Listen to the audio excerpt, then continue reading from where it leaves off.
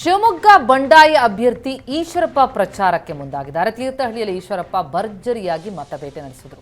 ಚುನಾವಣಾ ಕಾರ್ಯಾಲಯ ಆರಂಭಿಸಿದ್ದಾರೆ ಈಶ್ವರಪ್ಪ. ಕಾರ್ಯಕರ್ತರೊಂದಿಗೆ ಈಶ್ವರಪ್ಪ ಬಹಿರಂಗ ಸಭೆ ನಡೆಸಿ ಗೆಲ್ಲುವ ವಿಶ್ವಾಸವನ್ನು ಕೂಡ ವ್ಯಕ್ತಪಡಿಸಿದ್ದಾರೆ. ನಾನು ಹಿಂದುತ್ವದ ಪರ ನಿಲುವು ಹೊಂದಿದ್ದೇನೆ. ಶಿವಮೊಗ್ಗದಲ್ಲಿ ಅಭೂತಪೂರ್ವ ಬೆಂಬಲ ಸಿಗ್ತಾ ಇದೆ.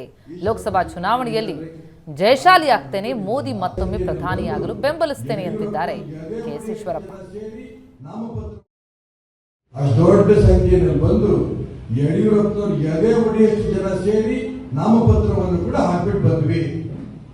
ನೆನ್ನೆ ತಗ್ಗೆ ಹೇಳ್ತಿದ್ರು, ಇವ್ರು ನಾಮಪತ್ರವನ್ನ ವಾಪಸ್ ತಗೊಂಡ್ಬಿಡ್ತಾರೆ.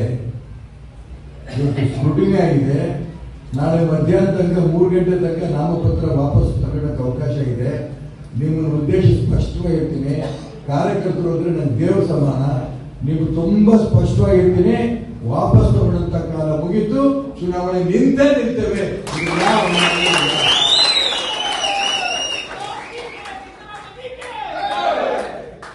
ಚುನಾವಣೆ ನಿಲ್ಲದು ನಿಶ್ಚಯ, ಗೆಲ್ಲದು ನಿಶ್ಚಯ.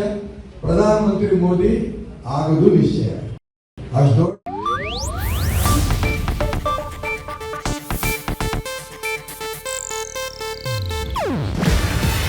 ಇದು ಏಷ್ಯಾನೆಟ್ ನ್ಯೂಸ್ ನೆಟ್ವರ್ಕ್ ಪ್ರಸ್ತುತಿ. ನೀವು ನೋಡ್ತಿದ್ದೀರಾ ಏಷ್ಯಾನೆಟ್ ಸುವರ್ಣ ನ್ಯೂಸ್.